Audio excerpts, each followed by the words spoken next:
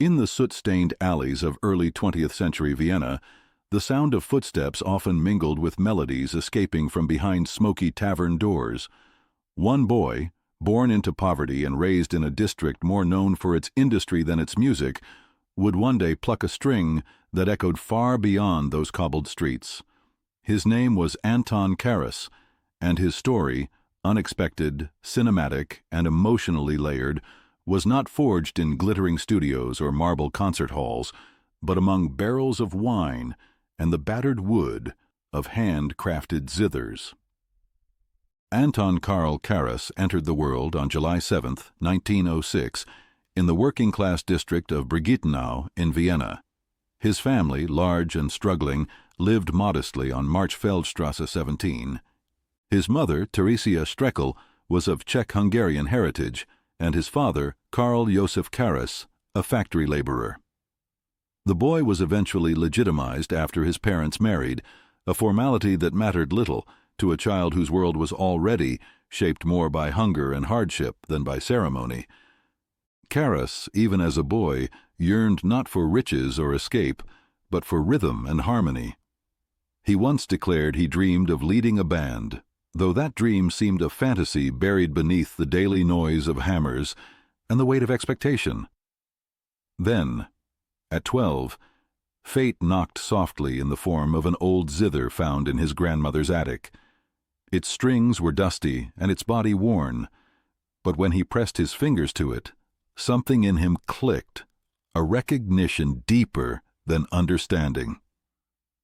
It wasn't long before Adolf Schneer, a respected zither player, came into young Karas's orbit and encouraged his exploration of the instrument. Schneer became both guide and beacon, confirming to Karas that his obsession wasn't madness, but music calling his name. Practicality, however, had its own voice. At 14, Anton was apprenticed as a tool and die maker. For most of the day, he stood amid clanging machines. At night, exhausted but determined, he attended music lessons at the Pollock School. From 1920 to 1924, Karas balanced these dual paths, the hammer by daylight, the melody by moonlight. Eventually, his ambition pulled him from machinery to melody full-time. After losing his factory job in 1925, Karas turned his attention entirely to music. He began performing in the taverns of Vienna, simple, smoky venues where the zither was still known but not celebrated. It was in these dim-lit spaces, beer-stained and buzzing with chatter, that he refined his skill. He played on a zither crafted by Anton Kindl, a master of both playing and building the instrument. Karas wasn't yet famous, but he had begun to shape his voice, and it came not from lyrics, but from trembling strings. His performances soon earned more than his father's factory wage. This quiet success allowed him to study further at the Vienna Music Academy under Professor Spiel. He began performing alongside Schneer for Viennese aristocrats, ironic patrons for a man whose origins were so plainly proletarian. The world shifted in the 1930s. War clouds gathered, and the melodies of Europe began to clash with the thunder of conflict. In 1930, Karas married and became a father shortly after, but the stability he sought was once again swept away.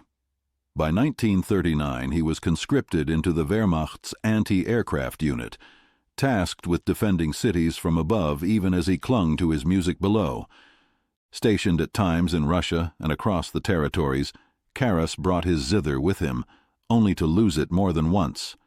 Each time he managed to find or build another, unable to bear the silence.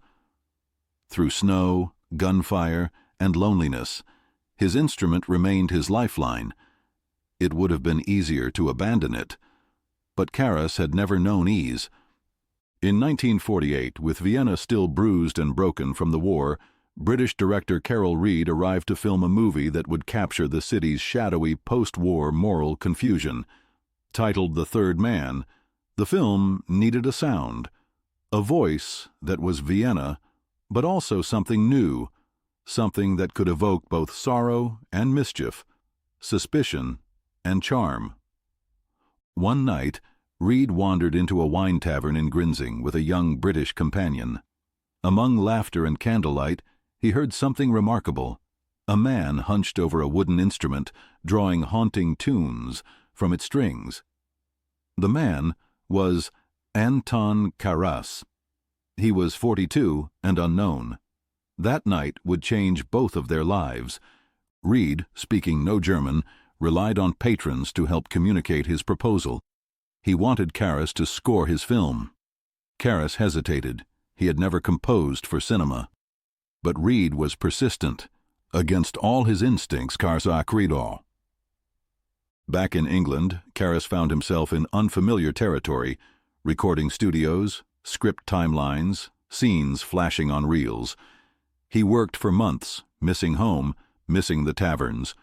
Reed, sensing his discomfort but understanding the necessity, urged him onward. Just finish the score and then you can return. What Karas created was haunting, memorable, and completely unexpected. Using just his zither, he infused the third man with a musical identity so distinctive that even those unfamiliar with the instrument couldn't forget its sound. The film's themes, mistrust, betrayal, decayed charm, were all captured in the strum and flutter of Karas's playing.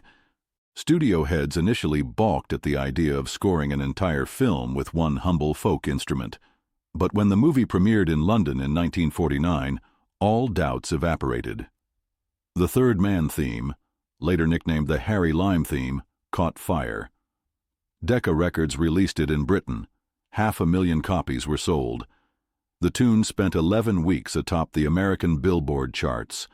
It was hypnotic, simple, yet impossible to forget. Suddenly, Karas was famous. Zither sales exploded. Variety acts tried to mimic his sound. Guy Lombardo's band covered the theme with guitar, making it digestible to even wider American ears.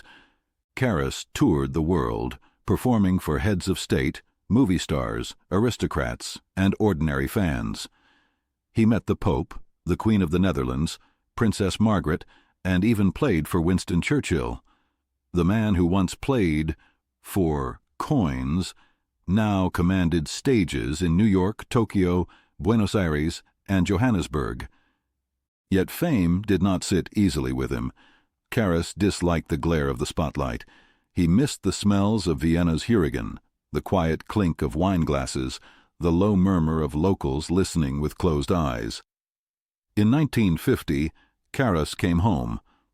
The Austrian press, initially skeptical of The Third Man for its portrayal of post-war Vienna, began to warm. Despite their misgivings about the film, they could not deny Karas's genius. With his earnings, he opened his own tavern, Zum Dritten Mann, in Grinzing.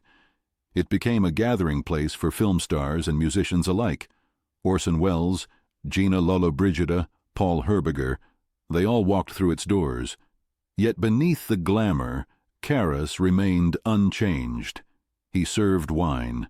He played when he felt like it. He nodded to tourists with a quiet smile, but never chased their admiration. He later moved to Kitzbühel, a ski resort that attracted royalty and socialites. There, too, he played, but his most requested tune never changed. By the 1960s, Karas began to step away from frequent performances. His appearances became rarer, more cherished. He toured Japan 3 times, played for Emperor Hirohito, and charmed audiences who barely knew what a zither was, but still listened with rapt attention. In 1966, he withdrew entirely from regular performances. His retirement was not dramatic. He simply chose silence when he could no longer find joy in repetition. He once said he never wanted to be a star, and had never felt like one. Perhaps this was his final composition, A Quiet Life After the Crescendo. In 1976, the city of Vienna awarded him the Golden Medal for his cultural contributions.